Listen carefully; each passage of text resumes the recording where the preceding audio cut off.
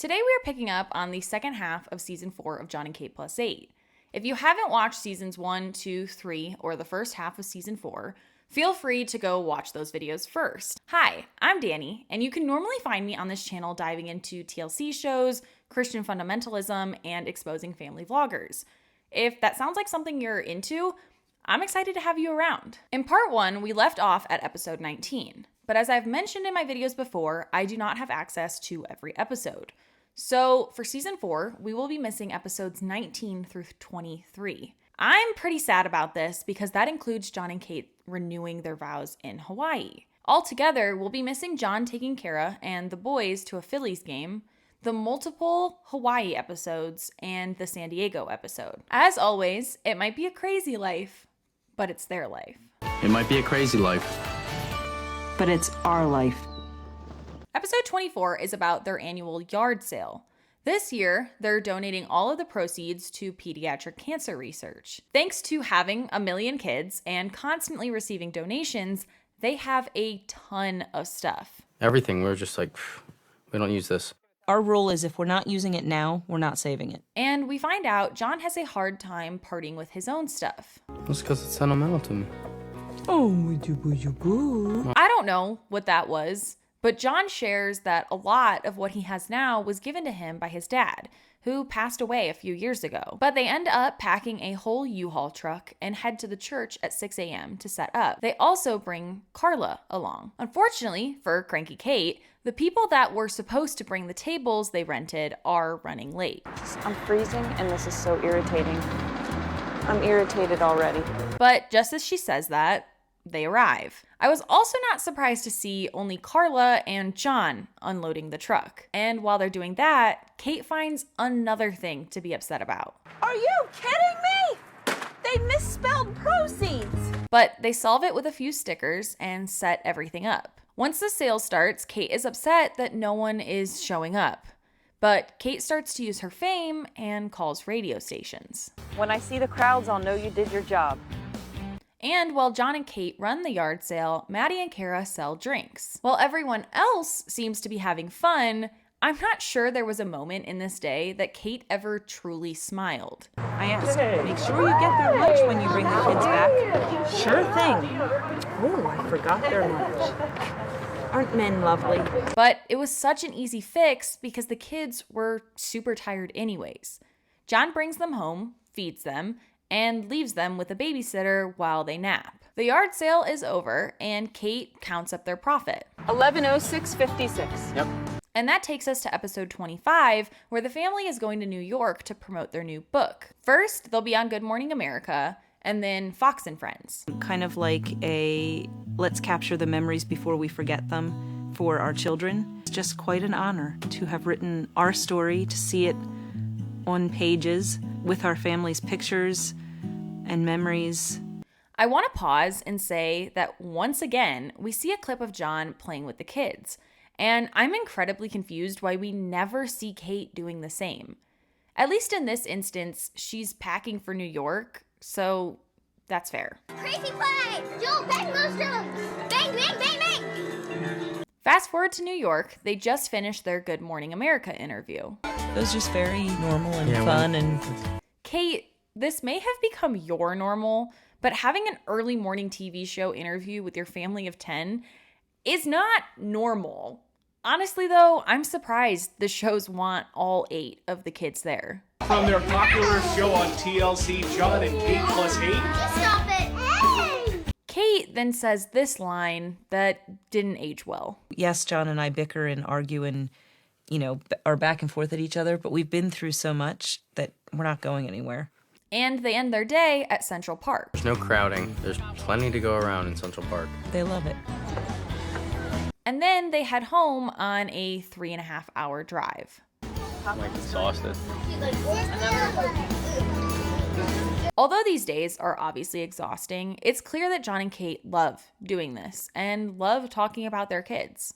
Episode 26 is about Maddie and Kara getting to be mommy for the day. The idea seems to fall apart quickly. While getting breakfast ready, Kara says she'll put on the boys' bibs, and that upset Maddie because it's harder to put bibs on the girls due to their long hair. But Jon doesn't have time for this. I need the breakfast poured now. Fine. I'm not pouring it though. If you're wondering where Kate is, she is using this time to switch the kids' closets and drawers from summer to winter clothes. But Mommy for a Day continues to go poorly because the kids don't respect Maddie or Kara enough to listen to them. You're not gonna be a good mommy. Be quiet. It gets a little better when they start entertaining them with a project, but it's clear they're still working on their scissor skills. I almost got my finger. We are starting to get to a point in the show where Maddie's behavior is not super age appropriate. And based on the comments I've received, she might still act somewhat like this today as an adult. This is her reaction to some of the kids showing Kate the project before everyone is done. We're all here, just about. No, they're not. They're just still finishing. See, get it? What is unfortunate about this is it completely makes Kara want nothing to do with the situation. So instead of being mommy for the day, she's just reading on the couch. But Maddie's behavior isn't all that different from Kate's. No, I'm more like Kara. I try to hear the problem and solve it. Okay. I do. You're the screamer. I know Kate has watched this show. There's no way she believes that. At 10 a.m., Maddie throws in the towel. Can you be mommy for the rest of the day? Yeah, Daddy's gonna be the daddy now. He's gonna take them outside. Are you exhausted? I want them to go outside. My heart still goes out to Maddie, though, because this house is absolutely overstimulating. While everyone is outside, she goes to the basement and watches Handy Manny. I'm just watching TV waiting for them to come in for lunch. Kate helps the girls with lunch just because it required the oven. Now you can go away. In an attempt to be Maddie's advocate, my pre-lunch hangover can also be intense. Kara's not having much fun either. Give me a plate. Give me a plate. Daddy, Maddie threw the plates into the sink. Now they're all wet. But she makes a valid point. This was supposed to be our special day, but it's only Maddie's. But again, none of this is shocking when you see how their mom acts. This is Kate's reaction to Jon putting too many chips on each kid's plate. You gotta love dads. At this point, the twins are done, and Kate has returned to being the mom, and the sextuplets appreciate it. I love you, Mommy. Annie. Although episode 26 was set in October, somehow episode 27 is during Christmas time. This episode is all about being grateful that all of their kids, despite being premature, are healthy. They decided to go to Memphis and give back at St. Jude. This episode is probably the best ad they've ever done because it's such a great charity and so important for people to know about. What is really special about St. Jude is that they'll never turn a sick child away. This obviously means they require a lot of donations to help cover the cost of treatment. Donations also go towards funding research for the various cancers to then be able to better treat them. This is where we meet Ellen and her family. Ellen has leukemia. I'm a St. Jude patient and I have cancer. Each kid is picking out 3 toys to then give to a kid at the hospital. These gifts will later be picked up by the parents of the sick kids and given to them on Christmas. Unfortunately, while shopping, Alexis fell in love with an Elmo toy and couldn't accept not being able to get it. Really love it. I really want it. I really want it. I was surprised to hear that Kate actually did give in and let them all play with Elmo. With them being in Tennessee, Kate also takes this as an opportunity to catch up with their old neighbor, Beverly. If you forgot about her, this is the woman who came over and folded the family's laundry every week. While Alexis is telling the crew where they're going, this happens. They're swimming in the fountain. I don't know how her did that. I love that she didn't get angry, but just confused. She's a very encouraging, supportive, wonderful lady. She just loves us, and we really, really, really missed each other. Then they went back to the hotel to wrap all the toys. Oh my interesting sort of packages. I'm good at wrapping. The next day, they go to the hospital. While Jon and Kate are giving out the gifts, the kids stay back with a specialist whose entire job is to help kids better understand their diagnosis and their treatment. They're too young to visit the sick kids, so they video call them instead. What's your name? Alan.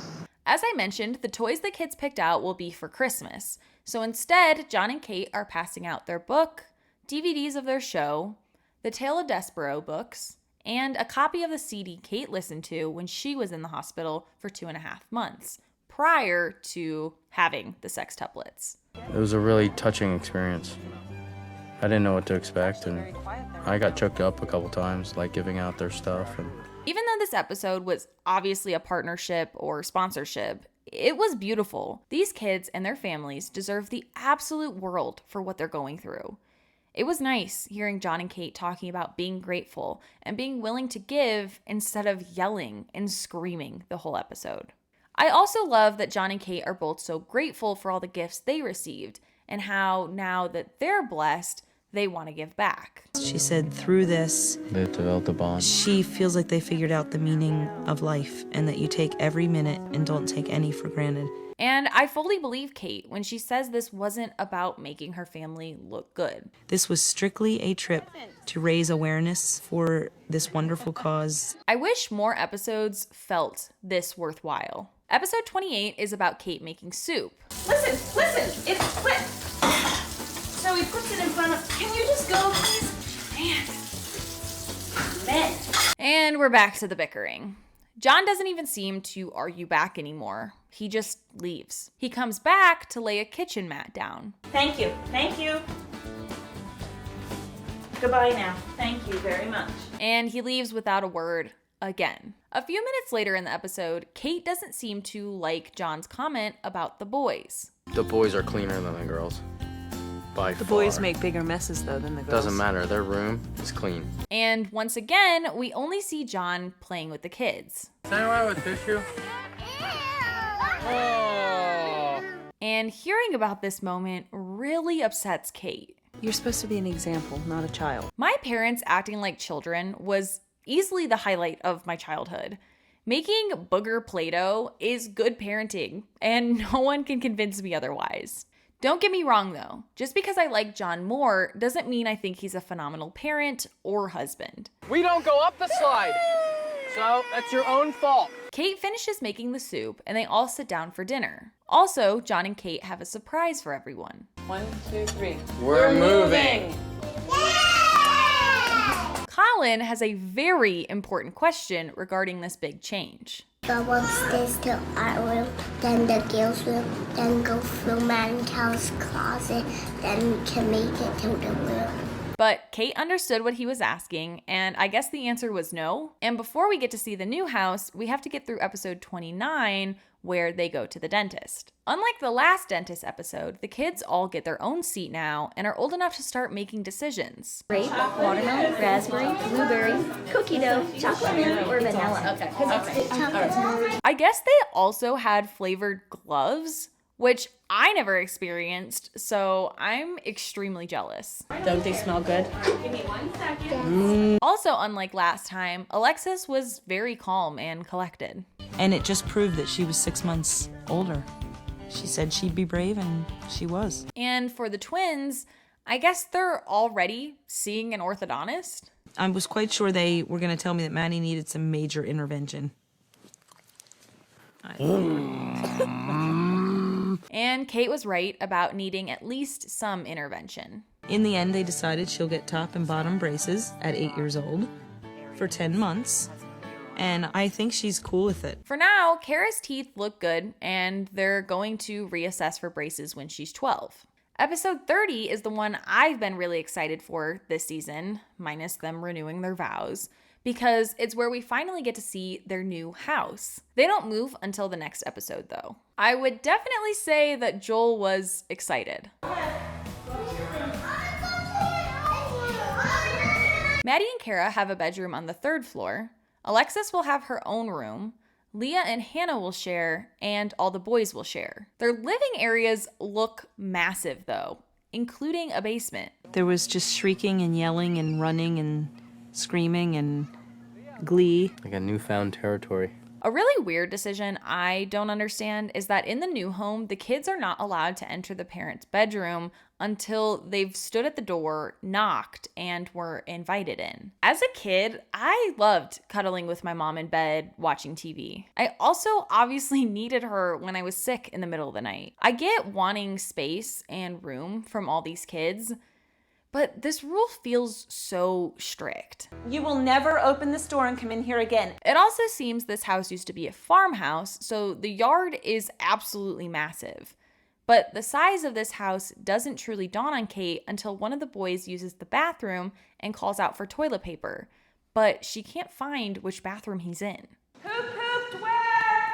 I did find the house on Zillow, and it turns out it has 6 bedrooms and 7 baths, and it's 7,591 square feet. While everyone is running around, Kate starts cleaning the moldy fridge. This disturbs me greatly. And for lunch, they ordered pizza. Where did my other napkins go? I'm really excited for these kids in this giant house. It allows so much more space to be alone and to disperse. Their current house is so small for such a giant family. And now we're on episode 31, which means it's moving day. As you can see, the kids are being incredibly helpful. Don't worry, Aiden's got this. We're fixing the boxes. Jon does finally find out. Do not touch them at all. They get everything into the moving truck and drive over to the new house. I was happy that I got to stand at the doorway and direct, and I didn't have to lift any boxes. And now they're at the new house. We are living in our new house now, and actually, I'm sitting in our new house right now, even though you thought we were in our old house. For you. But we recreated the set here. And while Jon is changing all the shower heads, Kate realizes he got nice ones without using a coupon, and she's very upset by this. Tell me where the receipt is. I don't know.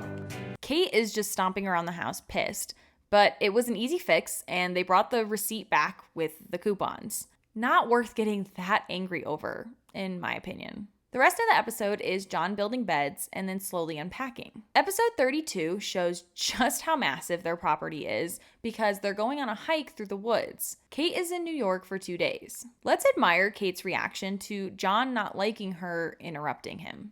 Why don't you just interview? Since you were there. I was guessing, excuse me. Well, that's ridiculous. Oh gosh, I'd hate to steal your spotlight. Go ahead and talk. Joel is definitely not obsessed with the woods. It's pretty adorable how pathetic he is about it.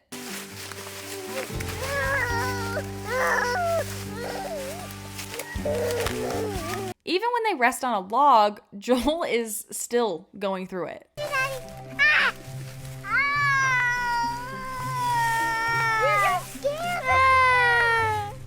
And it's clear Jon's patience begins running thin when Alexis hits Hannah with the stick.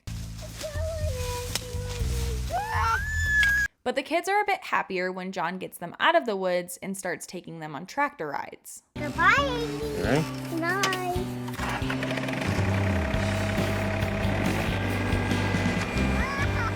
And then they go inside and Jon teaches them how to use walkie-talkies. Hannah!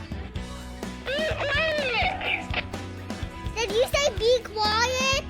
I think the noise volume at lunchtime tells us just how tired these kids were from a morning of playing.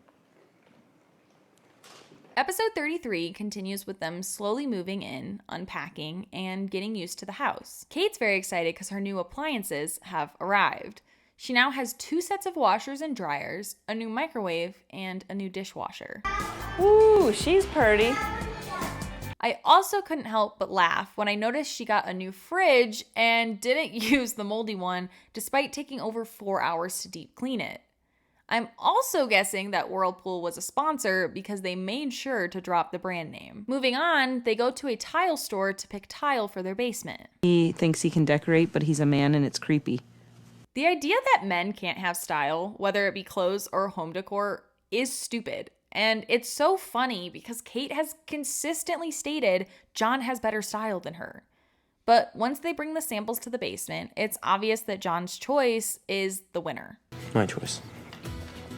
Are you really going to be that immature and sit here and with your arms folded and act like a ding-dong? Kate, are you going to sit there and be that insecure and act like a ding-dong? My goodness, this woman hates her husband. Fast forward to a different day, they let the kids help paint the basement. My dad is a contractor, and I'll never forget being, honestly, probably the same age, and helping him paint a wall all through the night because I couldn't sleep. Despite having 2, maybe 3, siblings at the time, it was just me and my dad. I'm glad Kate let them do something that is potentially so messy. She was a bit neurotic with them dripping on the baseboard, but then she decided to give painting a try. Okay, they can go up. Good one. Kate washes everyone off, and they go to the kitchen to color. Look how quick I did mine. Aiden, we can very much tell you did it quickly. Aiden, Judith's house doesn't look very pretty. And the episode ends with this adorable moment. Yeah, because We're part of it. Thanks for interrupting me. I love when you do that. Sorry. I'll say that again. Thought you were done. And to